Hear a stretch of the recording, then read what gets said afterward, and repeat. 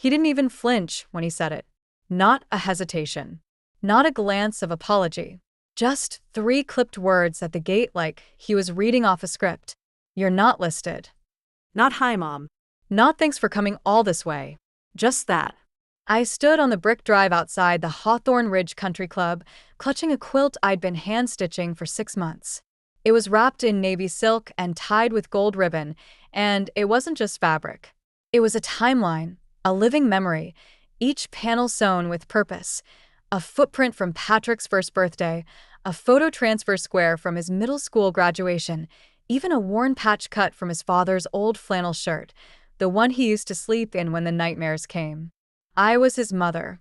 And I wasn't on the list. The valet had stopped me when I arrived, confused by my name missing from the guest sheet. But I figured it was a clerical mistake. It happens with big events, right?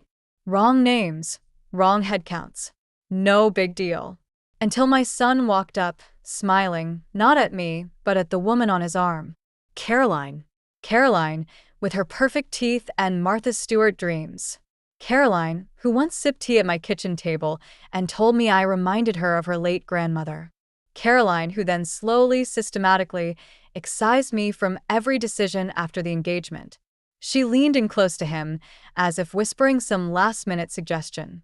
Then he turned to the staffer and nodded slightly. She's not on the list. She's not on the list. Not even my mother isn't on the list. Just She. like I wasn't a name. Like I wasn't a person. The man in the tuxedo jacket, clipboard pressed firm against his chest, cleared his throat awkwardly. I'm sorry, ma'am. This is a private event. If your name's not listed, I can't allow you inside. I blinked, confused. I hadn't brought a +1. I hadn't demanded a spotlight. I didn't even wear the dress I originally bought. Just a soft navy blouse, a strand of pearls, and the same black heels I wore to Patrick's father's funeral 17 years ago. I looked at my son. Really looked at him. He wouldn't meet my eyes. Patrick, I said, my voice catching.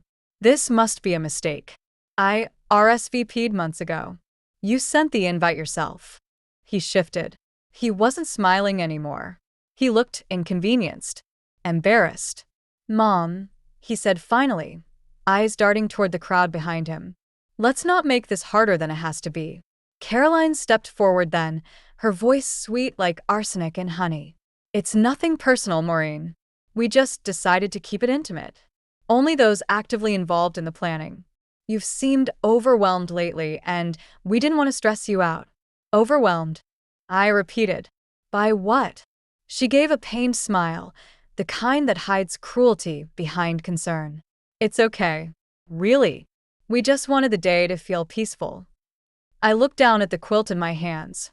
My hands, which had changed his diapers, held him during colic, signed every permission slip, and filled in as both mom and dad while working 2 jobs and taking night classes just to keep a roof over our heads.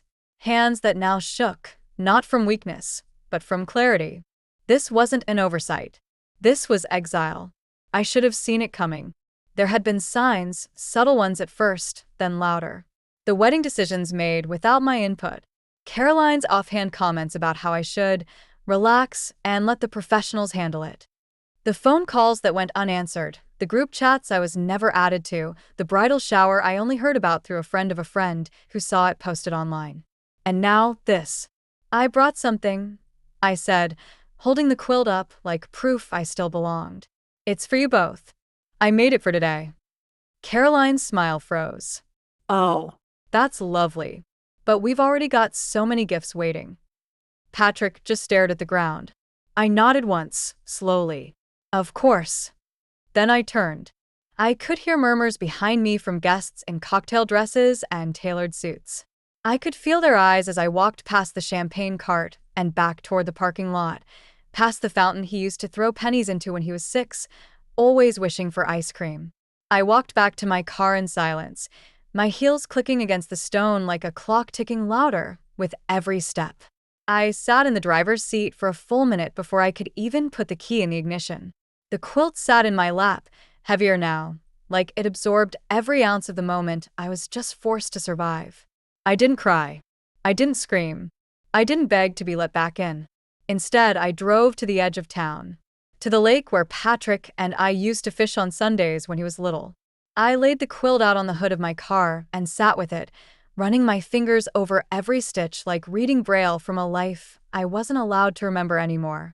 I thought of my late husband, Marcus, how he used to say, "You can tell what kind of man someone is by how he treats the people who can't fight back."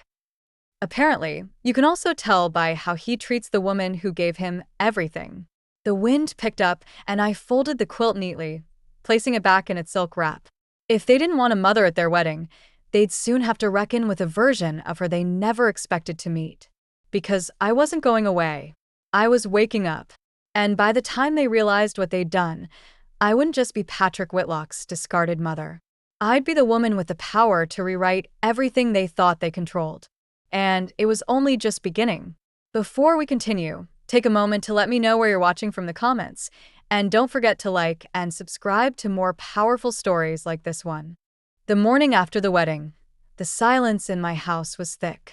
Not the peaceful kind, the kind that hums after a holiday meal or a summer storm. No, this silence had weight. A kind that settled in the corners of my kitchen and coiled under the chair where I used to rock Patrick to sleep. I moved through the rooms like a stranger, barefoot on wood floors that creaked like they remembered a different version of me, one that hummed lullabies, clipped coupons, and danced with burnt pancakes on Sunday mornings. Now, I was just a shadow in my own story. I stood in the kitchen, staring at the invitations still pinned to the fridge. Thick cardstock, gold embossed lettering. I took it down without ceremony, tore it into 4 clean pieces, and slid them into the trash like a receipt for something I never ordered. That should have been the end of it. But it wasn't. Because when I opened Facebook, something I hadn't done in weeks, there they were. Caroline had posted a dozen photos from the wedding. Perfect lighting, soft filters. A venue dripping in white florals and laughter. Patrick in a navy tuxedo, smiling wide. Caroline glowing in her ivory silk dress. In photo after photo, I scanned the faces. Not mine. Of course not. But then I saw it. A group shot of the planning committee brunch. A table lined with women, mimosas raised, matching floral robes and smug grins. And there, barely in frame, was my old serving dish. The one with the blue glaze I made in pottery class back in 1998. I'd lent it to Caroline during the engagement dinner months ago. They had used my things, my space, my memories, and cut me out with surgical precision. Just like that, I became the woman at the edge of the frame. Barely visible, forgotten, but not gone, never gone. That night, I called the one person I hadn't yet told, my niece, Talia. Talia was Marcus's brother's daughter, but she'd always been mine in every way that mattered. She called me Auntie Mo since she could speak, and now, at 32, she was a rising attorney who had just left a big firm to start a nonprofit focused on elder rights and financial justice. She picked up on the first ring. "Auntie, you okay?" I told her everything. The gate, the quilt, the look in Patrick's eyes, the silence. I didn't cry while telling her. I kept my voice steady, factual. But when I finished, there was a long pause on the other end. And then she said, "Do you still have your estate binder?" "Yes." "Then let's start there." She showed up 2 days later with a laptop, a briefcase, and a fire in her chest I hadn't seen since the last time someone tried to evict one of her elderly clients from their home without cause.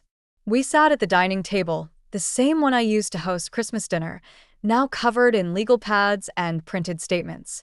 "Patrick is still listed as primary beneficiary," I said quietly. "Marcus and I set it up years ago. I never thought to change it." Talia nodded, scanning the documents. "You've got a revocable living trust. That's good. Flexible. What about assets?" I pulled out a small leather ledger I'd kept tucked in the safe for decades. She flipped through it and raised her eyebrows. "You've got more than most of my clients with 5-bedroom houses and stock portfolios." I shrugged. I didn't take vacations. I didn't buy new cars. I just saved. And I got lucky with that annuity back in '02. She nodded again, more slowly this time. "Andy, they're assuming you'll do what you've always done. Forgive. Stay quiet. disappear into the background with grace. She leaned forward, eyes sharp. But what if you didn't? What if you rewrote the rules? It was the first time I felt air in my lungs since the wedding. I'm listening. That night, Talia and I drafted the first set of amendments. Nothing final, nothing irreversible, just a shift, a rebalancing. We left Patrick on the documents for now, but secondary. Just enough to make it clear that the winds had changed. I added Talia as my power of attorney and executor. For now, it was symbolic. Later, it would be everything. The next morning, I walked out to the mailbox in my robe and found a glossy wedding announcement in a cream envelope. No return address, but the cursive script on the front was unmistakable. Caroline's hand. I opened it slowly. A printed photo of the couple, hands entwined under a sunset. The caption read, "Surrounded by love, anchored in family, grateful to begin forever." I flipped it over. No mention of me. No acknowledgement. But attached with a paperclip was a note. Just 3 lines in black ink, her handwriting now cold and tight. "Thank you for respecting our space. We'll reach out when things settle. Caroline and Patrick." I stood there in the driveway, the sun warming my bare toes, and let the note flutter to the ground like the last leaf of a dying tree. They thought I was finished. They thought they'd rid me out. But they had no idea I was holding the pen now. And my story was just getting started. 3 days after that little card fluttered to the ground like insult wrapped in ribbon, I walked into my attorney's office, wearing the same maroon blazer I wore to my son's college graduation. Back then, I was beaming with pride. Today, I was armored in grief. But not the kind that paralyzes. The kind that prepares. Talia sat beside me, tapping her pen against a legal pad, her posture sharp and calm, like a match poised above dry kindling. Across the desk sat Ms. Lorraine Banner, my estate attorney since Marcus passed. Sharp as a tack. Soft-spoken, but every word she said carried the weight of 30 years and 10,000 signatures. "So," she said, sliding her glasses to the end of her nose, "you're ready to make changes." I nodded once.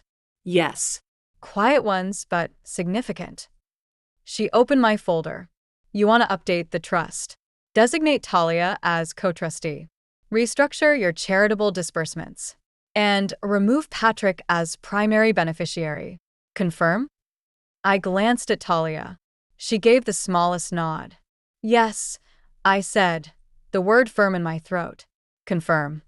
Ms. Banner tapped the corner of the file. "May I ask what brought this on?" I inhaled slowly. He locked me out of his wedding. Her eyebrows lifted slightly. Oh.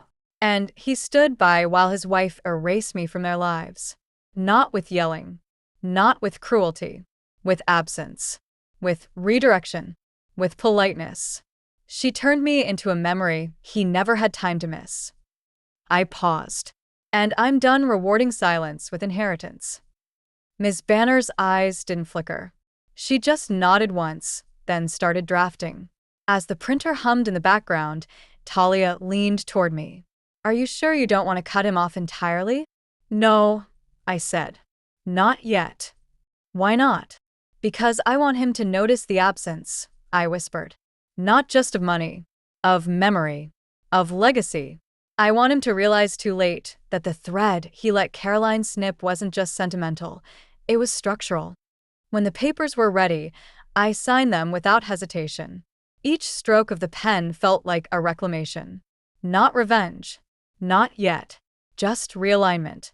By the time I walked out of that office, I felt something settle in my chest that hadn't lived there in years. Purpose.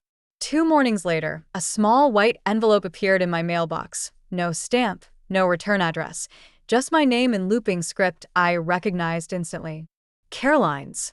Inside was a single photograph, a black and white image of their wedding altar. She stood front and center, smiling like she'd just inherited the world. Patrick was beside her, eyes fixed on her face. I was nowhere to be seen. But that wasn't the part that burned.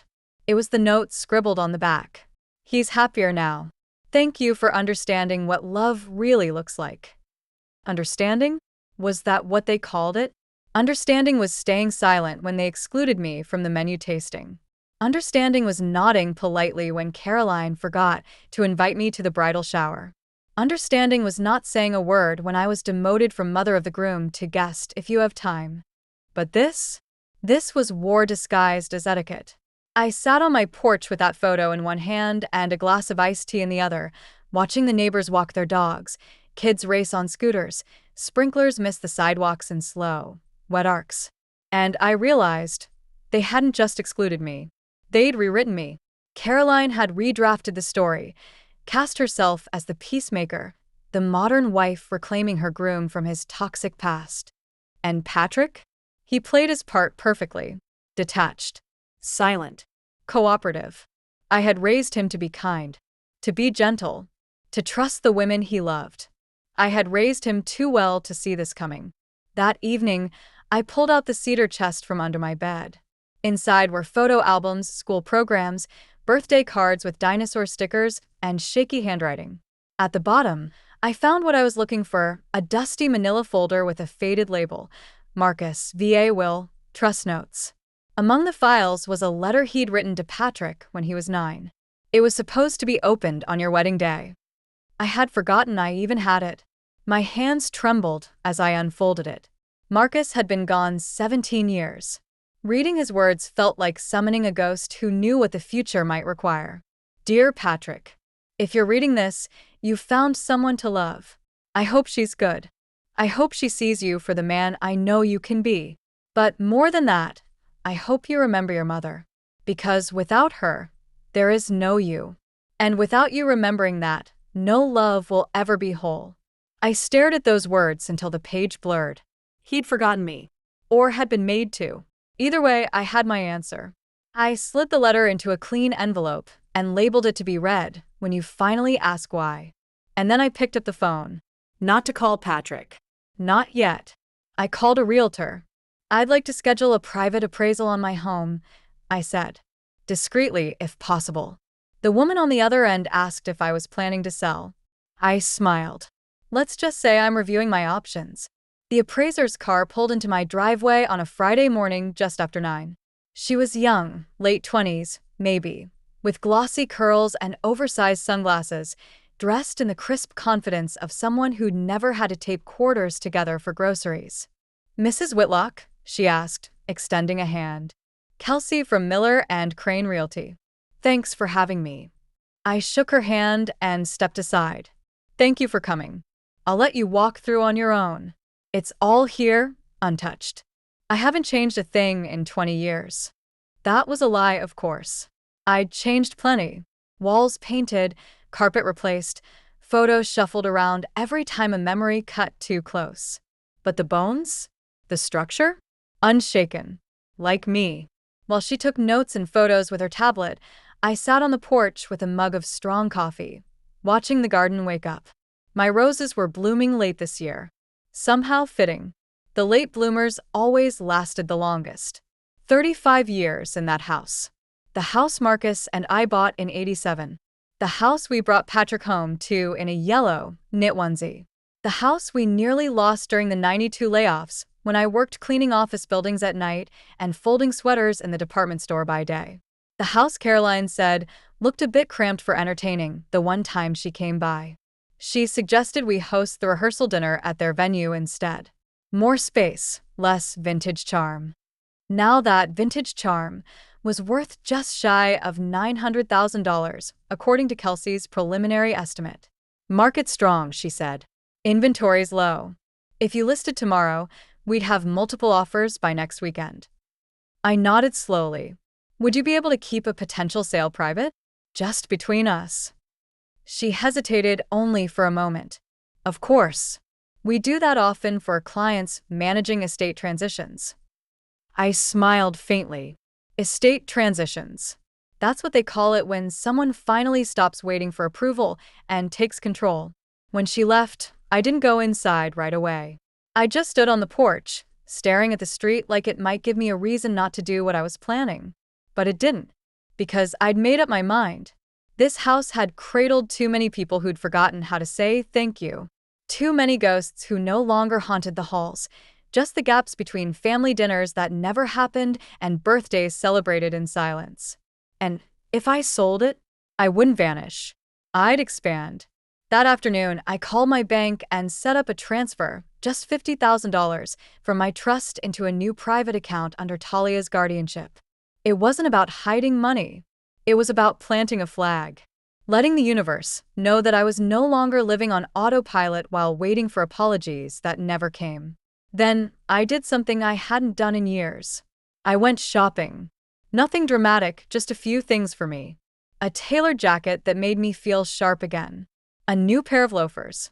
Lipstick that matched the shade I wore when I first started teaching. I even stopped at the bookstore and bought a copy of The Art of Not Asking for Permission and laughed quietly at the irony as I walked out. Because the truth is, no one had ever asked me if I wanted to fade. I was just expected to. Softly, politely. Like steam rising from a forgotten kettle. But I wasn't boiling anymore. I was burning steady. The next day, Caroline showed up on my porch. No call. No text. Just her SUV pulling into my driveway like nothing had happened. I opened the door before she could knock. Her smile was sharp, almost brittle. "Hi, Maureen. I hope I'm not interrupting." "You are," I said, stepping aside anyway. "But come in." She entered like she owned the air around her. Her heels clicked against the hardwood with practiced precision. "I just wanted to touch base," she said, sitting on the edge of my couch like it might stain her. "I think there's been some miscommunication lately." "Has there?" I asked, folding my hands in my lap. She adjusted her skirt. "Patrick's been distracted. And with everything going on at the wedding, emotions were high. You know how that is." I didn't respond. She continued, undeterred. "We're hoping to have a small housewarming next month. Just close family." It would mean a lot to Patrick if you came." "Would it?" I asked. Because it didn't mean a lot to him to stop me from attending the actual wedding. She tilted her head, voice softening like I was a child she needed to soothe. "Maureen, you've been distant for a while. We didn't know where your head was at." "There were concerns." "Concerns," I echoed. That's a lovely word for betrayal. She blinked. "Excuse me?" I stood then, slowly. Not in anger. In decision. "I know what you've done, Caroline. I know about the texts you never forwarded. The brunches I wasn't invited to. The time you told Patrick I declined the dress fitting when I'd been waiting for the email that never came." Her face stayed still, but her fingers curled slightly against her knee. "I don't know what you're talking about," she said coolly. "No." I walked over to the cabinet and pulled out a manila envelope. Inside was a printout of the florist's invoice, the one addressed to my billing account, but shipped to your address. I slid it across the table. She didn't touch it. "I paid for the wedding roses," I said. "Every single stem. And you didn't even list me as a guest." Silence. Finally, she spoke, her voice like ice cracking. "You're being dramatic." "No," I said. "I'm finally being honest." She stood abruptly, grabbing her handbag. "I came here to make peace. If you're not interested." I stepped between her and the door. "I'm not interested in being erased, Caroline. You've made that your art form. But I'm telling you now, I see it. I see you. And I'm done pretending this is just miscommunication." She opened her mouth to respond, but I raised a hand. "You should go." She stared at me, lips pressed tight, and then turned without another word. The door shut behind her harder than it needed to, and I stood in the quiet that followed, not shaken. Centered. That night, I called Talia again. "I want to move the house into the trust," I said. Effective immediately. She didn't ask why. She just said, "Copy. I'll draft it tonight." And when I hung up, I looked around my living room, at the hand-sewn pillows, the worn bookshelf, the photo of Patrick at age for riding a carousel horse, and I didn't feel loss. I felt leverage. Because they forgot something crucial when they cut me out. This house wasn't just a structure. It was a stake in the ground. And I was still the one holding the deed. I woke the next morning to a text from Patrick. Short. Hesitant. "Can we talk?" "No, hi, Mom." No explanation. Just a tap on the door, he locked himself. I didn't respond. Not yet. Instead, I slid into my robe, made tea, and opened the kitchen window to let the morning air in. My roses were in full bloom now, defiant and unruly, spilling over the edges of the garden beds like they didn't care who saw. They reminded me of someone. I'd spent most of my life pruning things, words, expectations, feelings, cutting back everything too wild or sharp so people could move around me comfortably. Caroline thrived on that silence. She weaponized it. She knew I wouldn't shout at a dinner table or send angry emails. She bet on my restraint. But what she didn't know was this. Restraint isn't weakness. It's strategy. By noon, Patrick showed up on my doorstep. No appointment. No flowers. Just his 6'2" frame looking smaller than I remembered, wearing jeans and a button-down like he was trying to remind me of the boy he used to be. I opened the door, but didn't smile. He blinked like he expected a warmer welcome. "Hey," he said. "Can I come in?" "I suppose you can," I replied. "But I haven't decided yet if I'll let you." He hesitated, then followed me into the kitchen. He sat at the table like it was unfamiliar. Like it hadn't been his homework desk, his birthday throne, the place he confessed at 14 that he'd kissed a girl named Marley and didn't know if she liked him back. I didn't sit. "I wanted to say I'm sorry," he began. "Sorry for what?" I asked. "Be specific." He faltered. "For how things played out. For Caroline. For the wedding." I folded my arms. "That's a lot of generalities. Try again." He sighed. "I didn't know she was keeping things from you. You didn't ask." I thought. "No," I interrupted. "You didn't think. You believed her. Over me. And not just once." He went quiet. I let the silence hang. Let it stretch just long enough to make him sit with it. Then I sat across from him and slid a folder across the table. He opened it slowly. Inside, a copy of the updated trust documents. My will. A statement showing the transfer of $50,000 into a protected account. And a letter. Handwritten. Signed the night Caroline walked out my front door. He read it all without speaking. When he reached the letter, his hands trembled slightly. When he finished, he looked up. "You're disinheriting me?" No. "I'm reordering the narrative. For now." "You don't think I deserve anything?" "Right now, I don't think you even see what you took." He closed the folder, his voice raw now. "I didn't mean to hurt you." "Intentions don't erase impact," I said. "And your silence gave her permission to disappear me." He stared at his hands. I didn't know how to stop it. "You didn't try," I said, standing again. "And now you're here not because you saw me, but because you felt the shift. You felt the weight of something you assumed was permanent suddenly move." He didn't argue. He couldn't. "I'm sorry," he whispered again. "For not being better. For not asking. For forgetting the woman who raised me." That softened something. But only a little. "You still have time," I said. "But I'm not handing it to you. You'll have to earn it." He nodded, stood, and reached into his pocket. He pulled out a small folded photo, us at the zoo when he was maybe 5. His arms around my neck. My face sun-warmed, hair a mess, both of us mid-laugh. "I've carried this in my wallet for over 20 years, he said. "And I let her convince me you weren't that woman anymore." I said nothing. He placed the photo on the table like an offering. Then he turned and walked out without asking for anything. And for the first time, that felt like a start. That night, I got a call from Talia. "Caroline's been sniffing," she said. "I've had 2 anonymous inquiries into the trust structure. Someone's trying to figure out if the house transfer was legal." I exhaled through my nose. "Then she knows I'm not bluffing." "Oh, she knows. And she's panicking." I nodded. Let her. Let her feel what it's like when someone rewrites her out of the story." The next day, Caroline called me. I didn't answer. Then came a text. "I think we got off on the wrong foot.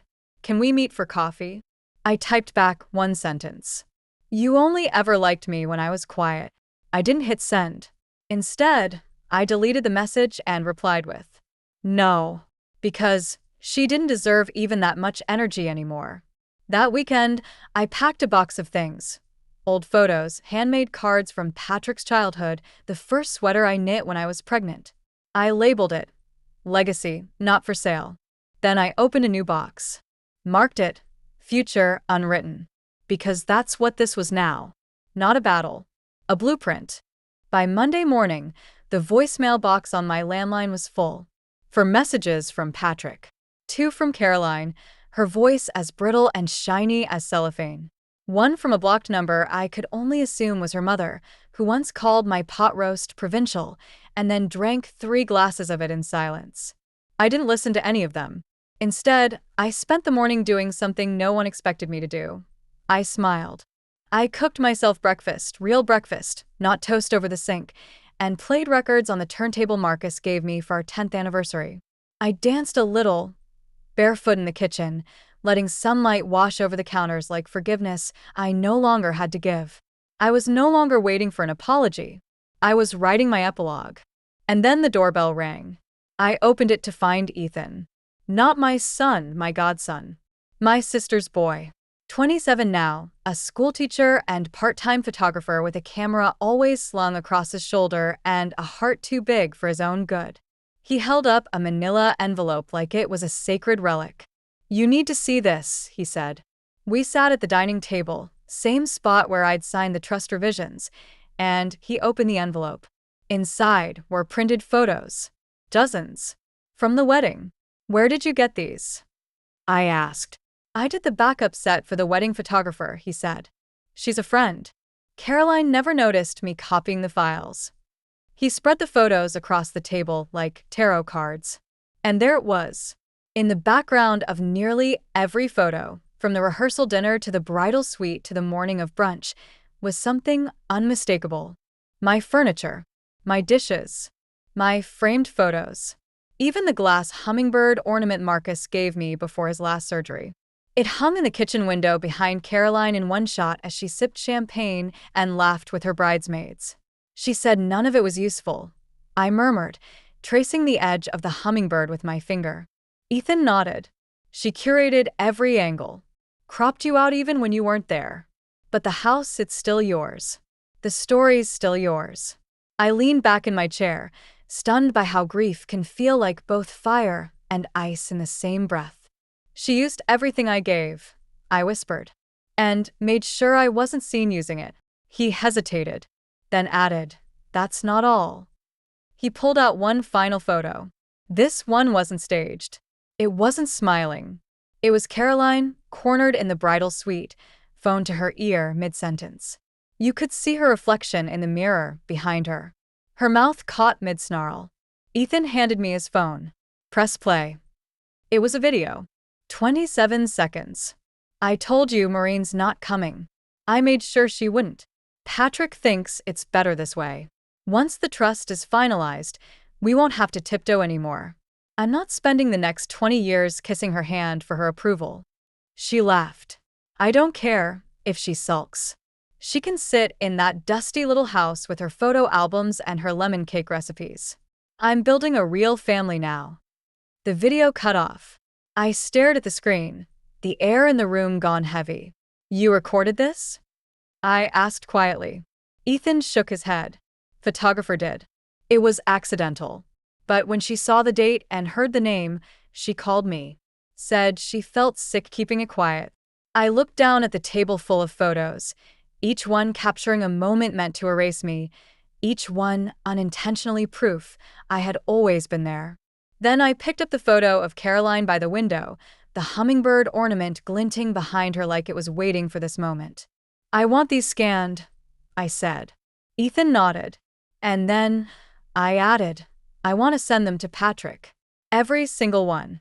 With no explanation." That night, I wrote a letter. 1 page. No dramatics. Just facts. "You didn't just forget me, Patrick. You rebranded me. You let someone redesign our history and expected me to applaud the minimalism. Here is your archive, unedited, unposed, and unmistakably mine. If you still want to talk, the front porch light is on until Friday. After that, it goes off for good." Mom. I sealed it, addressed it, attached one photo, the hummingbird one, then slid it into Ethan's folder. "Deliver this for me?" I asked. Ethan placed a hand on mine. "Of course." And then he hugged me, the real kind. The kind that makes you feel tethered to the earth again. As he left, I stood by the window, watching the sun dip low behind the rose bushes. There was a strange stillness in me. Not rage, not grief. Something else. Like the moment before a symphony begins, when the conductor raises the baton. Not silence. Not noise. Anticipation. The photo packet was delivered Tuesday afternoon. By Wednesday morning, I knew it had landed. Not because Patrick called, but because Caroline did. 3 missed calls. A voice message I didn't bother to open. And one final text. You think this makes you powerful? You're pathetic. That was her tell. You only call someone pathetic when they remind you how small you've made yourself to feel tall. I deleted it. Then I made tea, sat on the porch, and waited. Not for an apology. Not even for acknowledgement. Just for the reckoning to arrive. It came Thursday evening. I heard the car before I saw it. Patrick's old Civic, tires crunching the gravel like regret. He parked at the curb and sat behind the wheel for nearly a full minute, hands gripping the steering wheel like it might drive the conversation he didn't want to have. Then the passenger door opened, and Caroline stepped out. I stayed seated. Didn't move. Just watched them from the porch like a judge waiting for opening arguments. Patrick approached first, Caroline trailing like a storm front. Mom, he said, we need to talk. I nodded once. You do. He glanced at the porch chair beside me but didn't sit. Caroline stood 2 steps back, arms folded, lips tight. Not speaking. Not yet. I got the photos, Patrick said. And the letter. And I asked. I didn't know, he said. I really didn't know she said those things. You didn't know because you didn't ask, I replied. Because you accepted comfort over truth. Caroline stepped forward now. This is ridiculous. You're acting like I orchestrated some conspiracy. All I ever did was try to make things easier. Cleaner. You were already distant. I looked at her sharply. You're confusing distant with deliberately excluded. That's not the same thing. Patrick shifted uncomfortably. Can we not do this on the porch? I stared at him. You're welcome to speak inside. She is not. Caroline's eyes flared. Excuse me? This is my home, I said evenly. Not a stage. And you're not a guest anymore. She stepped forward, voice rising. You're doing all of this to punish me. Because you can't stand not being the center of his life anymore. No, I said calmly. I'm doing this because you used my silence as permission and I'm revoking it. Patrick held up a hand, suddenly louder. Stop. Both of you. We froze. He took a breath. I'm sorry, Mom. I should have stood up sooner. I should have noticed what was happening. I said nothing. He looked at Caroline. And I should have listened when you started turning every one of her gestures into a problem. When you made her generosity feel like manipulation. She scoffed. That's not what I did. You made me ashamed of my own mother, he snapped. You twisted things until I couldn't tell whether I was protecting her or protecting you. Silence. She stared at him, stunned. This wasn't part of her script. I'm staying at a hotel tonight, Patrick said, voice tight. I need time. Space. She took a step back. You're leaving me? I'm reevaluating, he replied. Because the person I married isn't the person who looked me in the eye and lied about the woman who raised me. He turned to me, softer now. I don't know if I can fix this, Mom, but I want to try. I looked at him long and hard, then finally motioned to the porch chair. He sat. Caroline didn't. She stood there breathing hard.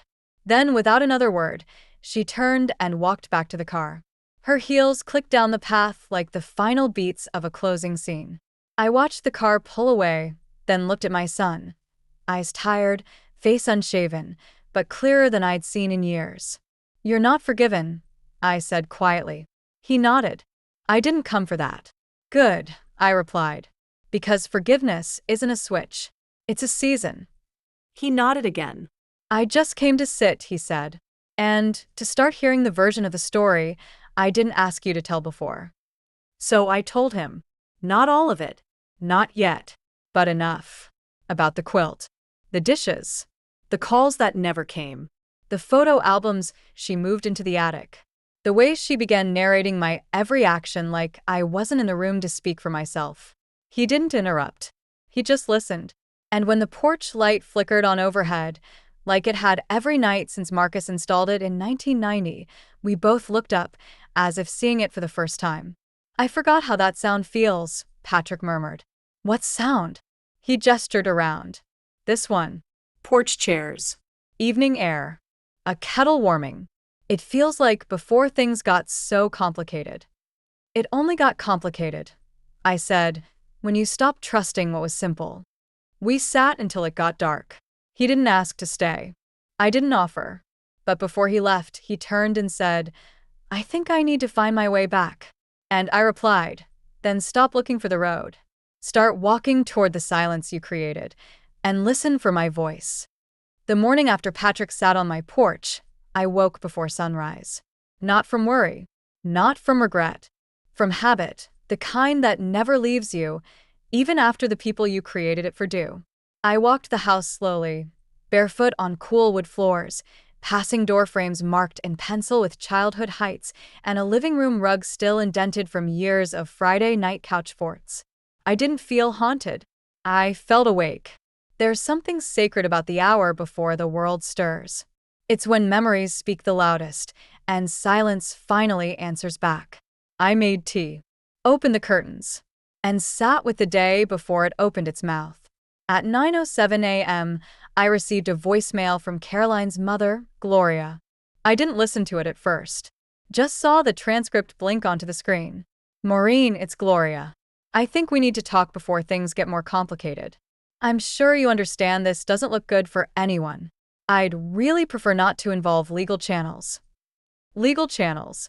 That was rich, coming from a woman who once told me that etiquette was the law of civil women. I saved the message, archived it under a folder labeled, when they show you who they are. Then I called Talia. Any updates? I asked. She chuckled. Caroline's attorney called me this morning.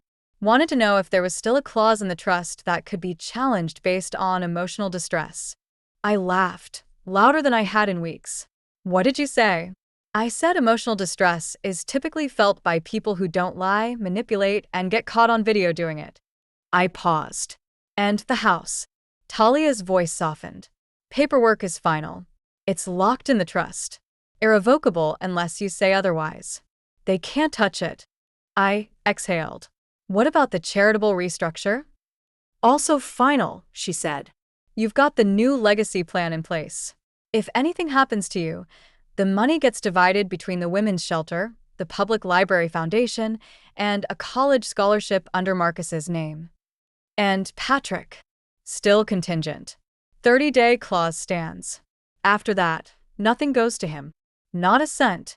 I nodded. He came last night. Talia paused. Did he ask for it? No, I said. He asked for a chair. Then maybe there's hope, she said. I'm not looking for hope anymore, I replied. I'm looking for peace. Later that afternoon, I pulled a box down from the attic, labeled simply in faded marker. Patrick, keep or toss. Inside were the pieces he left behind without realizing. Old report cards, broken medals, birthday cards signed "Love You Most," and one small cassette tape labeled for Dad, in case I forget you. I remembered the day he made it. He was 10. Said he didn't want to lose the sound of his own voice talking about Marcus.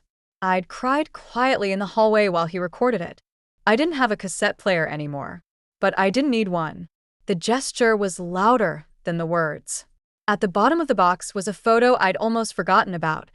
Patrick in his graduation gown, holding up his diploma, grinning. I stood next to him, eyes misty, hand on his shoulder. Caroline wasn't in that photo. She wasn't in any of them back then. I took the photo and slipped it into a fresh frame, placed it on the mantel next to Marcus's flag case. That evening, I walked outside just before dusk. Everything looks different at dusk. It's when light loses its sharpness and shadows start to stretch like stories unspooling. I stood on the porch with a cup of mint tea and watched the neighbors' children chase fireflies across the lawn. I smiled at the way they didn't ask permission to glow. Just as I turned to head inside, A car pulled up. Patrick stepped out, carrying a book under one arm and a takeout bag in the other. I didn't want to assume, he said, holding up the food. But I remembered you like Thai curry on cold nights. Only if it's mild, I replied. He grinned. Extra mild. We sat at the kitchen table, no ceremony, no big talk. Just 2 plates and the quiet rhythm of shared food. Halfway through, he slid the book toward me. It was a worn copy of To Kill a Mockingbird. I raised an eyebrow. You used to read it to me, he said. On nights when Dad was in the hospital. You said Atticus reminded you of him. I traced the edge of the cover. I forgot I said that. I didn't. We were quiet for a while. Then he said it, soft, like it hurt to say out loud. I'm not here for the trust. I know, I said. I'm not here because I want to fix everything. I know that too. I'm here because I want to remember the version of you before I let someone else narrate over her voice. My throat tightened, but I held it down. You let her dim everything that was bright in me, I said. He nodded. And now I want to find the switch and turn it back on. If you'll let me. I studied him. He looked nothing like the little boy who used to sleep with a nightlight and beg for pancakes in the shape of dinosaurs. But somewhere in his face, I saw flickers, soft glows beneath the grown-up shame. Come back Sunday, I said. We'll start with tea. You'll help me prune the roses. He smiled. And this time, it reached his eyes. That night, I wrote a new letter. Short. To be sealed until the trust's clause expired. If he comes back not for money but for meaning, he receives his share. If not, let the flowers bloom without him. I'll be tending the garden either way. Sunday morning arrived with the kind of air that sits still, quiet, almost sacred. I woke before the alarm, not out of worry, but instinct. Something inside me knew today wasn't a normal day. It was a pivot. I made tea, dressed in soft cotton, and tied back my hair. Then I stepped outside with pruning shears in hand. The roses were heavy with bloom. Some petals already crisping at the edges, others still wrapped tight in bud. They reminded me of us. Old wounds beside new beginnings. All coexisting. All valid. At 9 a.m. sharp, Patrick pulled up. No fanfare. No hesitation. He walked toward me carrying a small canvas tote. Morning, he said, slightly breathless. I nodded. You remembered gloves? I brought the wrong ones, he said sheepishly. Work gloves. For concrete, not petals. I handed him an extra pair. You'll adapt. We worked in silence at first. Him clipping where I showed him, me trimming the base stems. The sun warmed our backs as birds called out from the trees like curious witnesses. After a while, he spoke. I've been talking to a therapist. I didn't answer, just kept pruning. She asked me to write a list of the people I've avoided. Your name took up 4 lines. I gave a short breath of a laugh. 4? Well, each version of you I tried to forget. The mom who fixed my tie before picture day. The mom who cheered so loud at the science fair that the principal had to ask you to quiet down. The mom who stitched my jeans because I refused to wear anything else. He paused. And the mom I let disappear. I clipped a wilted rose and dropped it gently into the bucket. You didn't let me disappear. You let someone else convince you that I'd already gone. He nodded. And you believed it. Not because you hated me, but because it was easier. Yeah, he said quietly. Easier than questioning the person I slept beside every night. I finally looked at him. His face was open now. Not performative. Not desperate. Just bare. I'm not here to rip her apart, I said. That's not my job. But I'm also not going to carry her story in my mouth just to make it easier for you to chew on guilt. He smiled faintly. That sounds like something Dad would have said. No, I said. He would have just fixed the gutter and poured whiskey. We both laughed. And for the first time in months, maybe years, it didn't feel like pretending. After the roses were done, we sat on the porch with lemonade. Have you decided yet? He asked. About the trust? I have, I said. He didn't flinch. It's not about the money, he said. It never was. I raised an eyebrow. Well, it was, he admitted. Once. When Caroline and I first talked about it, it felt like insurance, like something to ease the weight of starting a life. And now, he looked down at his hands. Now it feels like something I don't want to touch unless you offer it. Because if you don't, I'll know I didn't earn it. I stood and walked inside. When I returned, I held a single envelope. He looked at it. Is that? It's the clause. Sealed. Final decision made as of midnight tonight. He hesitated. Do I open it? No, I said. You live into it. He exhaled. Mom, he said softly, if I hadn't come back, would you have ever spoken to me again? I didn't answer right away. Then I said, I would have kept pruning, with or without you. He nodded, understanding, then reached into his pocket and pulled out a folded letter. This is for you, he said. I wrote it yesterday. Not for the trust. Not for forgiveness. For you. I took it. Didn't open it. Just placed it beside the sealed envelope. 2 letters. 1 decision. Both written in ink that wouldn't fade. That evening, after Patrick left, I sat on the porch again. The sky dimmed into soft pink and blue streaks, the air sweet with trimmed blossoms. I poured myself a glass of wine and opened his letter. Dear Mom, I used to believe that a good son provides, that he protects, supports, and builds. But I forgot that good sons also listen, also see, also defend things that can't always shout for themselves. You didn't raise a coward. I just borrowed one script for a while, but I'm rewriting it now. And if there's space at the table, just a corner, I'd like to sit there again, with no expectation but presence. And maybe a slice of that lemon cake. Love always. Patrick. I folded it gently and placed it inside my recipe box, behind the lemon cake card. Not because I decided yet, but because some gestures don't need legal binding. They just need to bloom. A week passed. No calls. No texts. Just silence, but not the bitter kind anymore. This silence had space in it. Breathing room. A silence that felt like freshly washed sheets, like shoes taken off after a long walk. It wasn't emptiness. It was peace. I spent the days tending my garden, organizing old boxes, and baking lemon cake for no one in particular. It felt good to do something without a reason, without hoping it would earn me a seat at someone else's table. Then Sunday came. It was exactly 30 days since I had signed the revised trust, exactly 30 days since I gave Patrick the choice to walk toward me, or let the story end as it was. I had not opened the sealed envelope. I didn't need to. I already knew what it said. And I knew what I had to do. I sat on the back porch with my tea and watched the wind stir the tall grass at the edge of the yard. The sky above was gray, the kind that threatens rain but doesn't follow through. And something about it made the roses glow brighter. They stood tall, full and open, unapologetic. I was so lost in the view, I didn't hear the gate creak until he was halfway across the yard. Patrick. No car this time. He'd walked from town, dust on his shoes, a paper bag in his hand, and that look on his face, not the one of shame, but the one of arrival. I stood slowly. He held out the bag. Lemon cake mix. Store-bought, he said, half smiling. But I figure we could try baking it together. I raised an eyebrow. You willing to follow directions?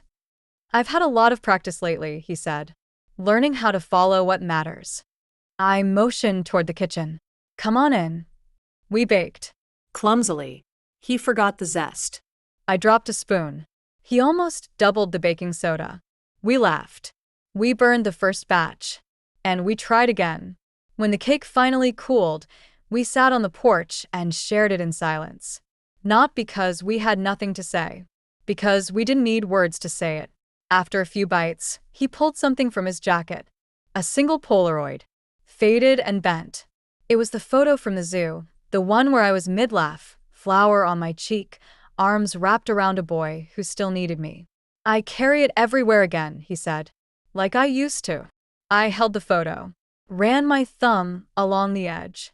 You still do, I whispered. That night, after he left, I finally opened the sealed envelope. Not because I needed the clause, but because it was time. Inside, as expected, was the original trust condition, one that would have excluded Patrick entirely if he hadn't returned. I took a pen, crossed it out, and wrote in my own hand. He came home, not for wealth, for warmth. And he's welcome at the table, as long as he keeps choosing to show up. Maureen Whitlock. I folded the document, slid it into a new envelope, and placed it in the safe. Not as a legal order, as a declaration of legacy. A few days later, I got a letter in the mail. No return address, but I knew the handwriting immediately. Caroline. I almost didn't open it, but curiosity won. Inside was a card, blank, except for 5 words written neatly across the middle. I never stood a chance. No apology. No ask. Just that. I slid it into a drawer, because it wasn't mine to respond to. Let her reckon with her own silence. Weeks passed. Seasons shifted. The house remained mine, not just on paper, but in presence. Ethan came by often, helped me build a new bookshelf. Talia took me to lunch every other Friday. Patrick stopped by every Sunday now, no fanfare, just routine. Sometimes we pruned the garden. Sometimes we didn't speak. Once, we watched a thunderstorm roll in, saying nothing until the power flickered and he lit candles without being asked. One Sunday, he came by early, found me on the porch reading. He sat beside me and held out a small leather journal. I've been writing, he said. Letters to Dad. And to you. Things I didn't say when I should have. I held the journal. Want me to read them? He shrugged. When you're ready. I placed it on my lap. I think you should take over the scholarship program, I said. The one in Marcus's name. His eyes widened. Me? You're his son. You forgot for a while. But now you remember. And I think he'd want his name spoken through your voice. He swallowed hard and nodded. I stood, placed a hand on his shoulder, and looked out at the garden. The roses were blooming again, late this season, but fuller than ever. You know, I said, they say the late bloomers are always the strongest. He followed my gaze. That sounds right. We went back to our chairs. Let the silence return. Not heavy, not sharp, just full. That night, I lit the porch light as the sun dipped low. I didn't do it for safety. I didn't do it for habit. I did it because someone might need to find their way again. And because now the door is no longer locked. The story isn't one of erasure anymore. It's one of return. And the light stays on. Always. If this story moved you, don't forget to like, subscribe, and share it with someone who needs to remember they still have the power to write their own ending. And in the comments, tell us, what's one moment in your life that changed everything?